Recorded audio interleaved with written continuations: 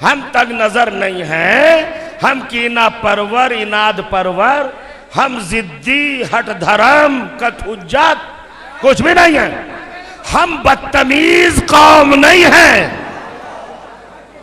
ہم بہت تہذیب یافتہ لوگ ہیں، ہم شخصیتوں کو ماننے کے عادی نہیں ہیں، ہم کردار کو مانتے ہیں، کیریکٹر کو مانتے ہیں۔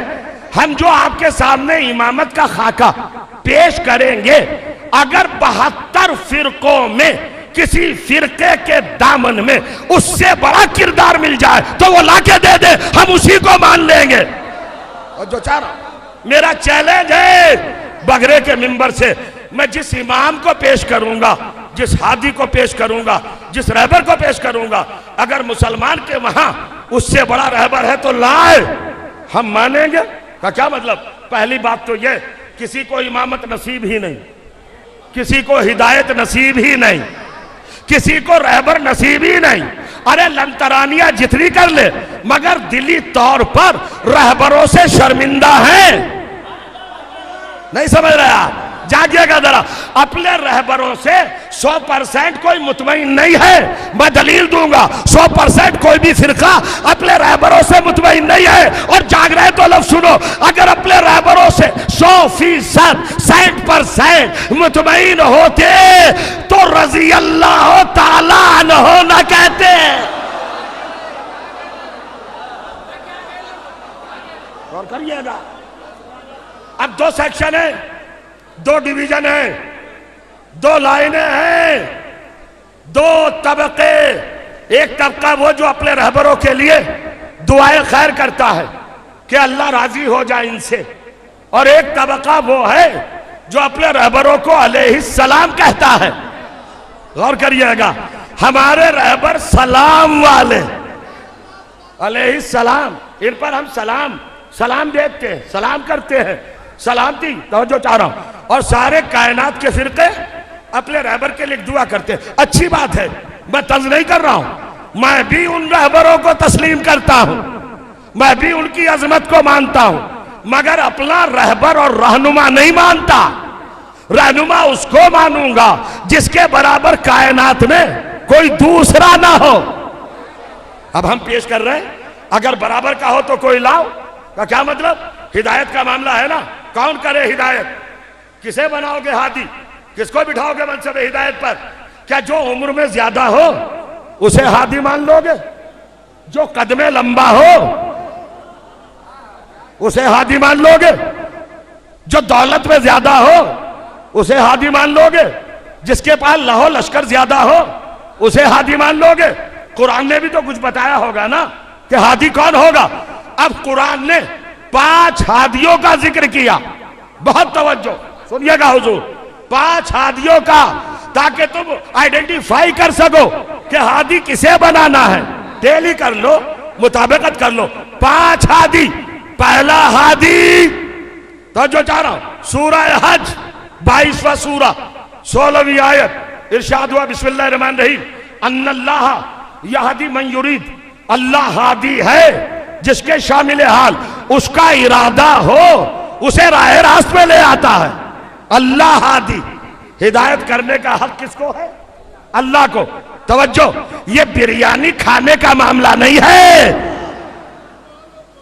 یہ بشریت کی ہدایت کا معاملہ ہے۔ مرتضی مولائی صاحب ذرا دیکھیں، یہ رہبری کا، گائیڈنس کا، یہ نجات کا، یہ رشد کا، یہ فلاح و بہبود کا، یہ کامیابی کا ہے، اور یہ کامرانی کا مرتبہ ہے۔ کون جنت تک لے جائے، کون ہدایت کرے، ہادی کون بنے؟ اب میں قرآن پڑھ کے چیلنج کر رہا ہوں، اگر مسلمانوں کے پاس اس شان کا ہادی ہو تو ہماری قوم سب سے پہلے مانے گی۔ ہم نے علی کو محبت کے جذبات میں معاذ اللہ بھٹک کے رہبر نہیں مانا، علی جیسا کائنات میں ملا ہی نہیں، ہے ہی نہیں۔ انسانیت کی مجبوری ہے، عقلوں کی مجبوری ہے، ذہنوں کی مجبوری ہے، نظر کی مجبوری ہے، نگاہ کی مجبوری ہے، طور نظر کی مجبوری ہے، تحقیقات کی مجبوری ہے، تجسس کی مجبوری ہے، ریسرچ کی مجبوری ہے، پھیلاؤ کی مجبوری ہے۔ کائنات میں ایسا رہبر جیسے علی ملا ہی نہیں۔ کہا کیسے؟ پہلا ہادی کون؟ اللہ. سورہ حج ان اللہ یہدی من یرید، پہلا ہادی اللہ. دوسرا ہادی سورہ شورى 42واں شورى آیت نمبر 52، محمد سے خطاب ہوا، انک لا تہدی الی صراط مستقیم، محمد میرے رسول، تو ہادی.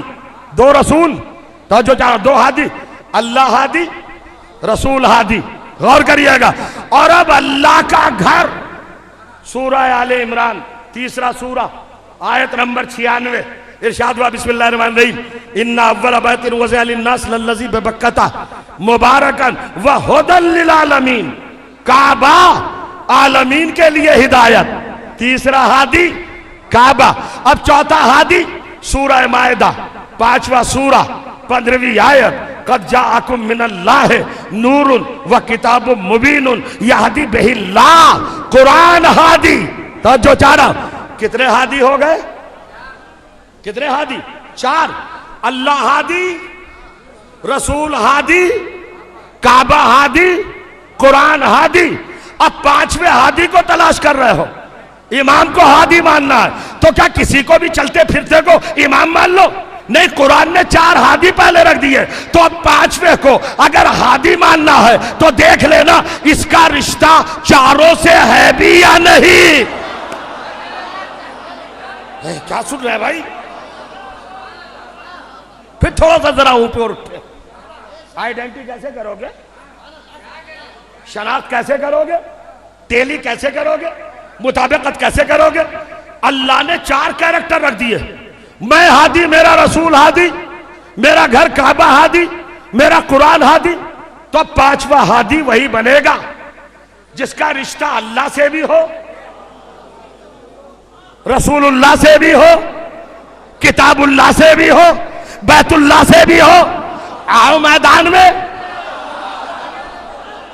لاؤ لاؤ لاؤ. کس کا رشتہ چاروں سے ہے؟ غور کریے گا. اندھیروں میں پیدا ہونے والی اولادوں کو ماننے والوں،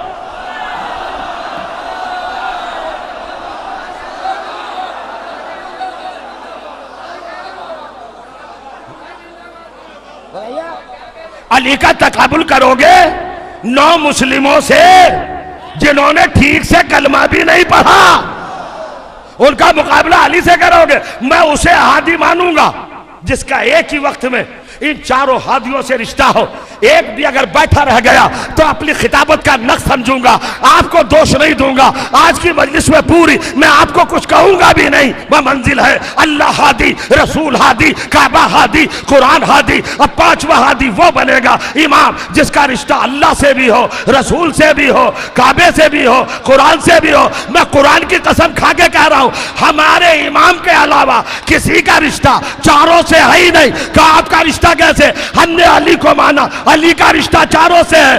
اللہ سے رشتہ نفس اللہ بن کے آیا، کعبے سے رشتہ کعبے میں پیدا ہوا، رسول سے رشتہ رسول کے ہاتھوں پہ آیا، قرآن سے رشتہ قرآن پڑھتا ہوا.